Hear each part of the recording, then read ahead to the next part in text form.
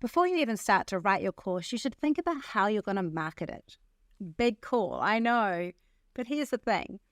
If you exert all your energy on creating that course and you forget to make sure people know about it and buy it, you're not going to have people buying your course. And this is a really huge thing that we need to be aware of because so many people forget. We really forget to market our course as we're developing it. I often work with people who contact me and say, I want you to work with me. I've done this course. I've spent 2 years making it. And now I want to create it, sell it. It's so much harder to do it that way around. So we need to really think of the marketing as part of the course creation process. If you exert all your energy on that course, you may miss out on making the sales that you need. So we really want to work this out. My name is Rachel Klaver and I'm a content marketing coach and a strategist for small business owners. I'm also the host of this Confident Content, your podcast.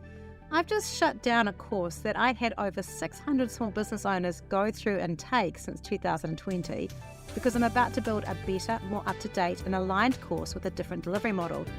I wanted to take you on a bit of a journey of where I'm doing, what I'm doing and where I'm going with this, to both market the course, build a desire for it, and why I'm changing from an all-time entry to launch date strategy for this particular model. My launch plan could be used for your course no matter what your model is. The key is to build an audience, build desire, plan how to get those first people on the door, and how to maximize those first ones to build for future launches. If you've got a course launch on the horizon or you're trying to work out how to improve on previous launches, then this episode is for you. Let's get started. All right. So I currently have a course that I've just shut down, which is called the My Map Marketing Strategy. At the time of doing it, I was running a regular free course called My Map Marketing. It fitted in really well with that. And it was specifically designed for what I would call, please don't be offended if you've used it, the lower end of the market. It's designed for people who didn't have the funds to work with me one-to-one, but knew that they needed to have a marketing strategy. I did some stuff in there that was really wrong. I did some stuff that was right too. So one of the things that I did that was wrong was that I definitely didn't take people in the pathway with me as I was doing it. It was part of another course I'd done, so I just quickly looked it up and I did that. And I didn't do a lot of the stuff that I'm going to tell you to do. The second thing that I did wrong was I really focused on the features of that course when I was marketing it rather than the benefits. I'd say things like, there's 239 videos in it, thinking that would be great. That's terrifying for people. They don't want to know there's 239 videos in it. They want to know that it's going to cover all the stuff they need, not how many videos they've got to watch. So I did some stuff wrong in that regard.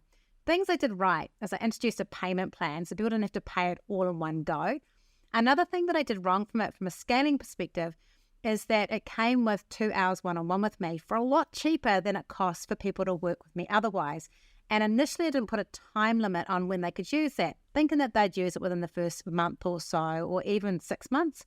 And then I'd have people coming back 18 months later asking if they could do an hour, by which stage I'm like, I'm busy and I still have to do that with you because I said I would. And I'm grumpy with you because you've asked me to it and it's actually your right, but actually it's my fault for not having that boundary. So I did that wrong.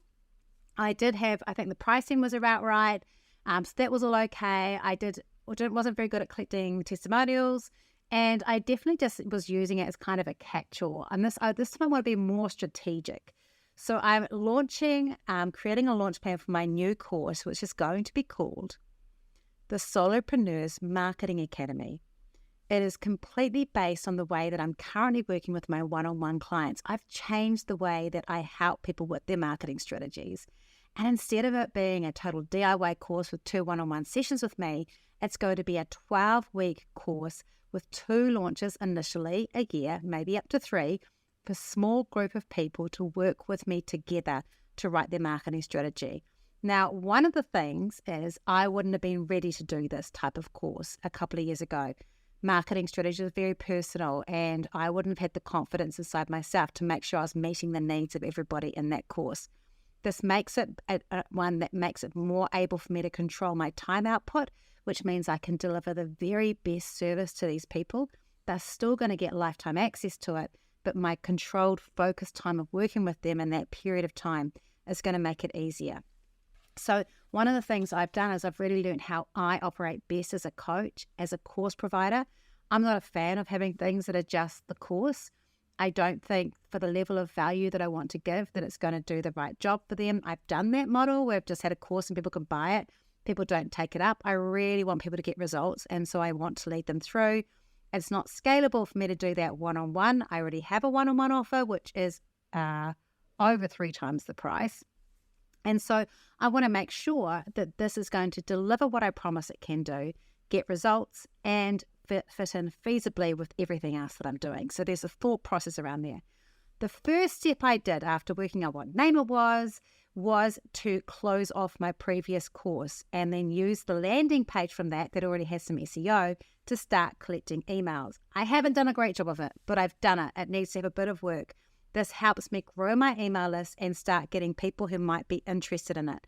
What I need to do is make sure that I have a nurture sequence for those people. That's my second point, where I've got regular emails going out saying, hey, this is going to launch at this time, and then like tips and ideas to keep them warm and invested. So that's one of my action points that I've got to do. Once I've got that, I've already worked out my pricing. It's going to be, for 12 weeks, it's going to be $2,001. Now, I should have brought my calculator. Hang on, let me just do this for you. We had a lot of conversations around what it was going to be and how much it was going to be. And I'm just going to tell you so if I go 2001 divided by 12, it works out to be $166.75 a week. So I'm going to do it on weekly payments to make it easier. So this is some of the structure, the strategy pricing thing that fits in really well with it.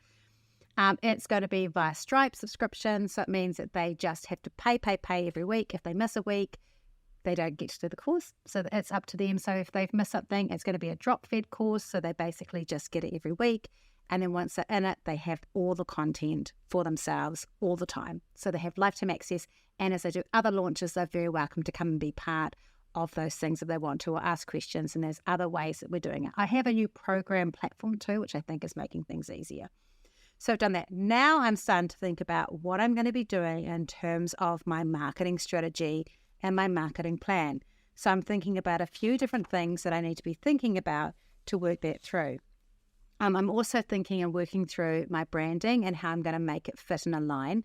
This is easy because I'm using a course program called Circle.so, and I have really clear brand colors already for the previous one that fit in time with my other branding, which I'm going to use. I'm going to slightly modernize those to make it work better. I'm going to have to also write a highly converting sales page. So that's one of the things I'm doing. I'm going to use the base of the other one, and then I'm going to use ChatGPT to be my tutor, to ask it to tell me where I'm missing things. I'm not going to ask it to write it. I can tell if a landing page, a sales page has been written by ChatGPT. I'm going to let it instruct me. Hi, this is my sales page. What areas am I missing? Can you tell me what I need to have in here to make it more compelling? Where would I change things? How would I re-optimize this? That's how I'm using ChatGPT. I'm using it as my coach.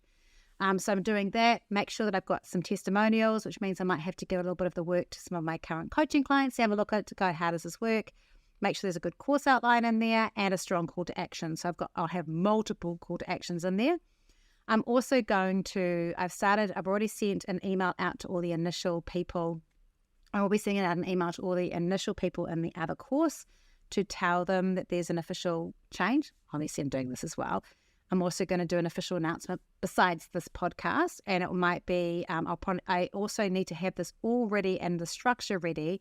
I've got a timeline because the first course isn't going to be until April, but I'm running an event where I want to promote it on February the 28th. So I've got a timeline that I have to work to, which works really well. You should have timelines, and you should have things that are going to hold you to account, because otherwise it's really tricky. I'm going to make sure by then I know what the benefits are, not the features of the thing. I will have a full-on flyer that will have that, so that I've got something physical to give people out. I will already have my emails, my nurture sequence emails for it, and I'll also have the landing page. And at that point, it will still be register your interest. At that point, gathering them in until I open the door. So there are some things that I'm going to be focusing on to try and get that sorted out. I'm going to be thinking about where I'm going to be using my channels for promotion. So because this is at the entry level of what I do, I am not going to use LinkedIn heavily for this. I'm going to be using my TikTok streams and my Instagram, Facebook, as those are the ones that tend to attract my smaller size businesses. I'm also going to be announcing it to my email list, but only to segments of it, not to people that have originally worked with me and not to, there's a couple of other segments of Get It. I will segment my audience to people who I feel are right. There's another thing that I'm going to do, by the way, which I think is really important. And I've mentioned this on a few podcasts. I'm actually going to make a list of people from the last 24 months that I think would be warm leads that have shown interest in the other course, or other people that maybe said no to working with me one-on-one because it was a bit expensive, and go back to some of those people and say, hi, this is the course I'm doing. I was wanting to know if you'd be interested in it. And I want to talk about that because people don't often talk about it when they're talking about launches. If you want a successful course, you need to do that. If you're doing a not launch, it starts with people you already have in your network that's shown interest. The other thing I'm going to do in that initial course is I'm going to give my coaching clients the option to attend, not for free, because they already get a lot of value from what I do. I hope you agree, coaching clients. But what I'm going to do is give them a significant discount to choose to come along, because it's extra learning, it's extra time. They might not want to do it. But then I have them coming in as people who trust me, who can then get the benefit of the course, but also I know will give me great feedback and will probably be more likely to give me testimonials as well. And so it's a win-win for both of us. They get a super good deal. I get a super good deal. And then I can use that material to market further. The key thing is everything I need to do is remember to focus on my unique value of the course offers, making it really irresistible to who's going to be listening to. One of the reasons that I decided to target solopreneurs is that is the best audience for this, because once you become a bigger business, it is better to work with me one-on-one because there's more complexities involved. And so this is really me helping those ones who get stuck. Also, the reasoning around why I've chosen to talk this course, the solopreneurs one, is that I really wanted to focus on making sure that my brain is activated and challenged. So with a tiny small business where it's got quite straightforward, I don't always feel activated or challenged by that. So I want to have the fear factor of having a group of people where I know I have to help and deliver to those people. And it will be a small group. And I will make sure I do that. And there is some individual support as well, but I will be able to do that. So for me, it's my development and their development to get the best for them. The nurture sequence of updates and teasers that I'm going to do, I really want to send those out at least once a week. And what I'm going to do is create a nurture sequence so that once someone joins, they go from the top. So if I only have 2 people join the first week, then I'm not going, I wasted that email on just 2 people. So I'll basically have a tag that when they fill out the interest form, or if they've come to an event and they've given it to me, I'll add that tag to them in my CRM. They'll go into a nurture sequence, an email sequence that starts at email number 1, and weekly they'll just go through that. And then once it gets to a certain amount before the course is about to launch, the launch formula time, they would then just move into that one once we're through that, so they don't go through. But that just helps keep the course top of mind without overwhelming my audience. It means that they're getting value from me, so they're building that trust. They might get a bit of a story, and a bit of using my email formula, which you can hear before, and other things where I'm giving value as well as a hard sell. So I would do that. In terms of my plan, I plan to fully launch sales mode 8 weeks before. So I'm on a countdown because I'm going to do this in April. So that means I've got basically somewhere in March, starting in February. I've probably only got a month to get this sorted. Will I have written my course by then? I already have an outline. But will I have recorded it all? No. I am not going to worry about getting my course finished. I know I have to get it done by that time, and I will get it done because I've got ADHD and I love deadlines. I'm not going to worry about not getting it done and perfectly before it's done. Because I'm also got week by week, so I can work on it and focus on it. So that's really important. I may even offer this particular one, haven't decided yet, at a slightly lower rate as we're developing it. I did that with my group coaching. I don't regret doing that. But there would be an understanding that it normally will be $166.75, and it will just be for that intake. They'll get the special deal. That's it. Next one. So if you're listening and you want to get a special deal, it's your last chance. Is the one in April. There'll be another one, I think, in August, September, somewhere around there. So you can do that one. By the way, I'm talking fast because I'm batching my content today. And this is the 6th podcast I've done, and I've got a coaching session in 15 minutes. And could I have waited today? Yeah, I could have, but my podcast editor, hi Vera, doesn't cope if I send things in the right order. And my control freakness means that this has to be in the right order. So I'm talking fast. Put me on slower if I'm too overwhelming in my speed. All right. Okay. So let's say I'm starting 8 weeks before my course launch.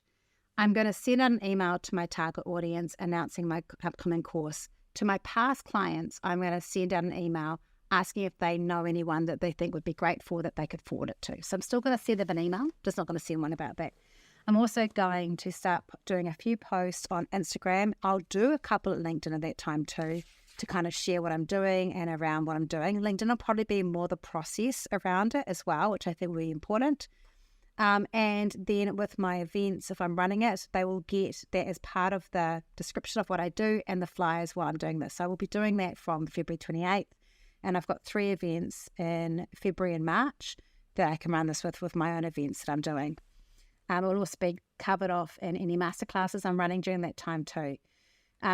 2 weeks after that, I'll also be sending out another email at that point. So I'm doing these fortnightly with a sneak piece of the course content, kind of showing some stuff around what I'm doing and showing how it's different perhaps to other ones.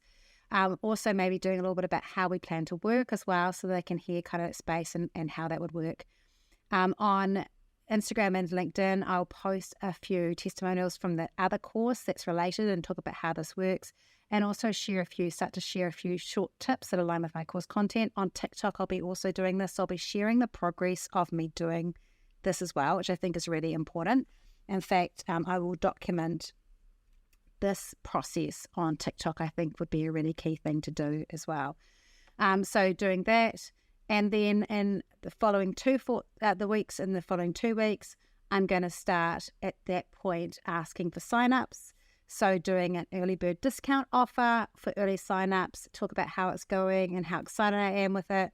And then also with Instagram, start doing a regular plan every couple of days on my Instagram stories, having a few more frequency posts on Instagram and Facebook around it. Start using again my Facebook group. I will have done a couple of things in there, but actually using my Facebook group to start discussing some of the points in there and going through some of the strategies and actually doing some teaching and then talking about the course if people want to do it. I don't need many people on this course initially. I don't want to have a huge number because it's going to impact checking that the delivery works, like when it's a new course. So I will limit it. My first coaching intake for my group coaching course for content marketing, my goal was actually at 9. I think more than that would have been tricky. I now have, by the end of this month, I think there'll be 30 businesses in there. And so it's growing, and I'm quite happy to manage that. But I don't want to have to worry about how many I've going too many and then feel like I'm not doing them a good job. I'd rather go small and build than go hard and burn out. I think that's key. So I'm going to start doing a bit of a countdown. I may do an Instagram live and a LinkedIn live at that some point. So I'm starting to exert a little bit more energy, which I think is really important. I'm obviously also following up with those who've already shown interest. At this stage, we start doing our pre-push of email to those that have shown interest, like, are you ready to do it? Would you like to have it? So it's more specific, more sales-orientated, but still giving value. I'm not going into hardcore sell, because it's not me. The week before, I'm going to do a last call for early bird pricing. I'm going to share some final details. I'm going to do more posts on Instagram, but mainly in stories and talking it through there. I will start talking every day about my course and talking about it at that point and really discuss the early bird. If I feel like I'm doing it too much, I probably am not still doing it enough. So that's really important. I will start to really emphasize the urgency as they do that. In week 8, I will remind everyone, that's the week before, I will remind everyone that it's coming, that the early bird is shut off, but there's still like 1 or 2 vacancies. There may be, I don't know, there might have been, we might have got the capacity. I will continue to post daily about it. I will have to show lots of energy. So this is really important. I know that's coming. So those weeks I have to check that I am going to have enough headspace to do that. Now, I'm currently, my house is on the market. We're going to buy a house and then we're going to relocate. So I have to be really careful to make sure that if we're doing that at the same time as this, which could freaking happen, I have still got energy for this. So I'm going to plan ahead of time of how I'm going to make the energy, because this shit is lots of energy. Once you're in that launch mode, it takes a lot. I'm going to write and pre-write as much as possible. When it comes to that stories idea, I'm not going to be like, oh, I don't know what story I'm going to do. I'm going to literally have a topic that I'm going to talk to. And if I need to, if I'm low on energy and don't have the energy for it, I'm going to ask ChatGPT to write my script. I will go off script anyway, but I'm going to ask it to help me. I'm going to give it, once I've written all the full course outline, I will give it to it and say, I need you to give me an Instagram story plan for this, of what I'm going to say every day for the last 2 weeks, for example. So I'm going to ask it to help me to reduce the load, but I need to come in with my A game of energy. Otherwise, it's just not going to work, right? So I'm going to do that. So while I'm doing this, I'm going to make sure that through this, I am following up with leads on emails. I am following up with any engagement questions. I'm going to ask lots of questions to get people to ask questions about it, to feel comfortable about it, without worrying that I'm just going to jump in and sell to them. I'm going to be working my email list because that's probably where most of them are going to come from. And I'm going to actually adjust things and make sure and check in that I'm able to save my energy. It might mean that we plan to have some takeaways in that last few weeks.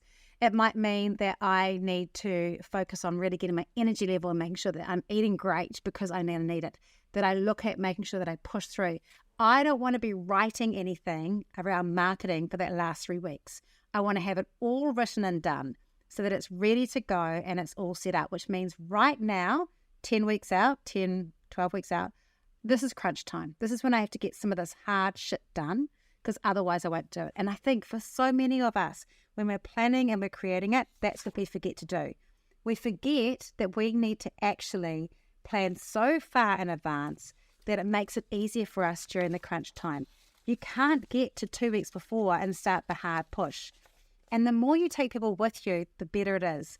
Even doing this podcast, I thought, you know what, I need to start documenting what this looks like, showing people the platform I'm in, how excited I am, talking about it, not being scared to share the name of it, the Solopreneurs Marketing Mastery, and getting used to saying it and saying it with confidence, talking about the pricing, talking about how it's going to be all that time with me, really thinking about like getting my energy out for it and setting to make sure my mindset is right. And then it starts now. My course doesn't launch till April, but I'm starting now. And so if you've got a course that you want to do this year, your marketing has to be starting now, even if it's just getting your head right. And then when you hit that 8 weeks, you're ready to go. You're ready to go to get it done, to get the leads that you want. Now, if you're not doing like a set one, I still would recommend running this. If you're going to open it the whole time, you still want to do this because you want to get that critical mass. And I still would recommend then having scheduled times through the year where you do a push, because you can't do it all the time. It becomes exhausting, but have like a focused scheduled time. Some things that I'm going to do in the next few weeks is I'm going to create some frequently asked questions about this that will probably go on my landing page if I can work out how to use it, that landing page platform I've got at the moment. But if not, they're going to be social media posts. I'm also going to pull out some testimonials of people that work with me on the other group, which is enough commonality with this. I will say that it's a different one because that's honest, but it's a very similar course in terms of like the outcome. The structure is very different and the content teaching is different, but the outcomes. So I will talk about that, and some of it's around the working with me side. I will not take my one-on-one client stuff and use it because I think that's complete fabrication. So you have to really make sure you do that. You could give testers of little bits of it to people that you want to have it tested and ask them to give that testimonial about that part if you don't have any testimonials. So I'll do that. I'll also make sure that I take out of it some ideas of tips and tricks that are really key and create some content around that. But most of all, I'll create some content just around how I'm developing it a little bit behind the scenes so people can see it, because that will build interest. That will give me a good example, reason to talk about it. And I'm starting that planning now. I look forward to telling you in April, whenever I record in April, how this went. Did it work for us? Did I all give it up? Or did it work? I'm not going to give it up. I'm hoping our house we don't end up moving that week. That would be great. But hey, if it does, it does. We can do it, right? I hope this has been helpful for you. I wanted to share that process with you because I think that we do often underestimate it. And if you are creating a course and you've got questions or things that you'd like to ask me that perhaps I glossed over in here, feel free to email me through the confidentcontentpodcast.com, or you can talk to me in my Facebook group, which is on Facebook and is connected in the notes down there. or check with me on social media and ask me there. And otherwise, if you're doing a course, go well, plan well, and remember, promote, promote, promote.